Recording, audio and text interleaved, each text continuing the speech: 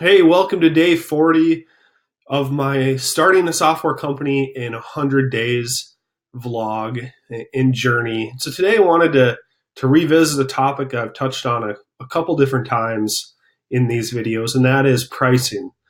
So the last pricing update I gave, I talked about how we are going to use number of process templates, number of process activations as our primary value metric, and allow all tiers of users to use the same features.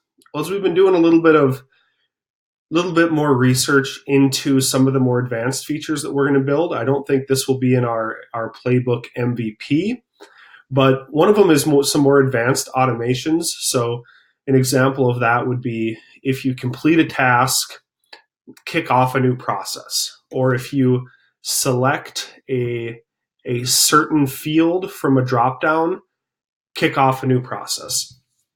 Well, a lot of those are a little more computationally heavy requests. And specifically, we're going to be, triggering up a bunch of background jobs to do those. And so there is one, more value to having more of those automations set up. And so it is a good value metric. And then two, they're just a little bit more computationally heavy to build out if you have tons and tons of those background jobs for certain of your customers, certain of our customers versus others that are just maybe using Playbook as more of a checklist tool. And so, this kind of goes along with just the constant iterative nature of trying to build an MVP like this. You don't want to get set in stone when it comes to UI design, pricing, sales site design, features. Want to think about things in a dynamic nature. And so as I've been thinking about how we're going to line up our pricing axes and our tiers, came to the conclusion that in the future we're going to be we're going to give our users a lot of flexibility when it comes to building really highly flexible and powerful automations into their workflows, into their checklists.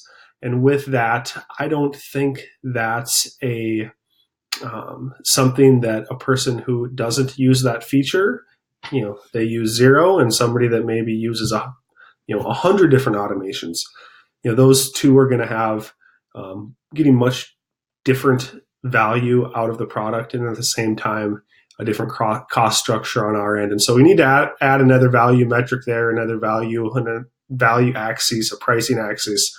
And so just wanted to give you an update there.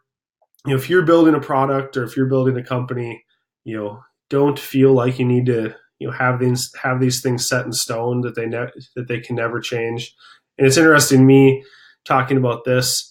Our other software company, Harvest Profit, switched from a value-based pricing based on number of acres that a farmer farms to a flat price. And once we did that, we haven't changed it since. So here I'm talking about the need to be dynamic and be open to change. Well, our other product, Harvest Profit, is a flat price, and it hasn't changed in 2.5 years. But products are different, and there is no right path. There's no perfect strategy. And so just taking the dynamic approach and trying to be as thoughtful as possible and providing, really good price to value alignment along a couple different pricing tiers. And that's what we're trying to do at Playbook. So just wanted to give you an update on day 40 of the Playbook project on where our continuous thoughts are and my continuous thoughts are on pricing.